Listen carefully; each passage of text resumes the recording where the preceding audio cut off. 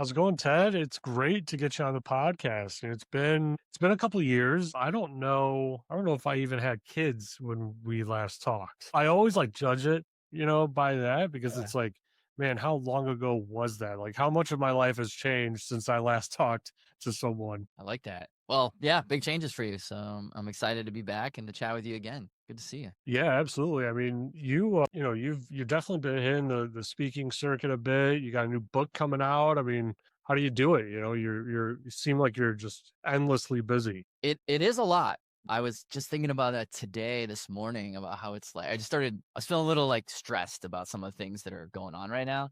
And I started just rattling off the things I actively have going on right now. And I realized like I think it's okay to feel a little stressed when there's this much going on. But I don't know. I just like I find it to be really inspiring and invigorating to have a bunch of different things going on and like pushing multiple different boulders up the hill at the same time. And I really like that. I mean, obviously, crosses an inflection point sometimes where you got to pull back a little bit, do some self care. But I think the short answer is I like it. I just like working on a lot of cool things at the same time. Yeah, I really relate to that. I find myself in that same situation, once a year, right? Towards the end of the year, I just feel like so burnt out. It's like I need some me time, just to chill, do nothing else. But if I'm not that busy, like I get very frustrated. I feel like I'm not doing all that I could. I'm not achieving all that I could, And so like I don't know, like when things get hard for me, I always for some way or another like make it more difficult, right? Like closing on our first house, having our first kid. Oh, and I'm starting my PhD all at the same time, right? Like and doing a podcast and a 9 to 5. It's like how many more things can I put on top, before like I crumble, right? So I'm trying to do a bit better of a job about that, like trying to stay on top of getting some exercise in daily and cutting off the projects after like November, and picking them Mhm. back up in like February, Yeah. trying to just figure out what works best to work most optimally, I guess. Yeah, I mean, I think really what we're talking about here, it's kind of interesting. I think it will relate to some of the themes we might discuss later throughout the episode. And I don't think we set out to start with this discussion, but it's really interesting talking about these ideas of tenacity and like persistence and resilience and how do you accomplish big and difficult and meaningful things. One of the things I think is really interesting is a lot of people who haven't say written a book. Like people ask me that all the time. Like, what's it like to write a book? Tell me about the process. What was inspiration? What got you started? And all that stuff. And it's really interesting because that is a good question to ask, a good series of questions to ask. And I do think it's the right way of like for a non-author to be thinking about, well, what does this journey mean? But there's this really glaring element to the question that stands out to me as people ask that, which is it's all about inspiration, right? Like, what inspired you to write this? What was the moment you knew you need to write it? And that is true. You have this moment of inspiration, maybe where the idea comes to you.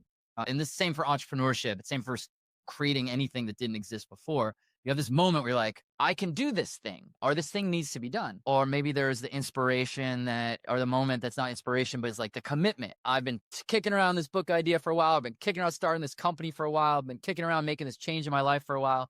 Now I'm going to do it.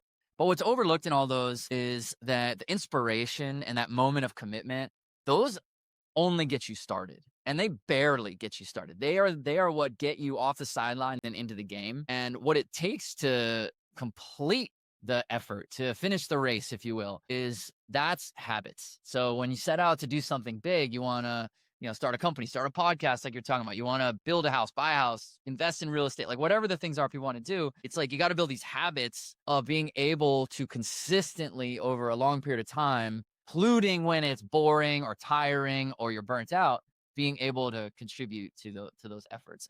That tenacity, that's the hacker mindset in so many ways. Like that's what hackers do is they're persistent, but that's what it takes. It's not about inspiration. It's about discipline, habit building, and consistency over a period of time. Yeah, that's very true. That's very accurate too. And I was talking to a friend of mine who I've known for many years at this point, and he was trying to get into cybersecurity or is still trying to get into cybersecurity. He's really just at the beginning of his journey with that. And he was complaining about he can't focus, can't like stay engaged in the material all the time that he needs to and whatnot. He's very inefficient essentially with his study time, right? And I basically broke it down for him exactly like that. Like you have to learn how to hack your own mind, and you have to play games with your mind, and you have to continuously do it. Like for me, when I'm studying or when I'm writing my PhD, my dissertation, like I have music playing in the background, right? Because it needs to like occupy that part of my brain that won't be quiet so I can focus on writing.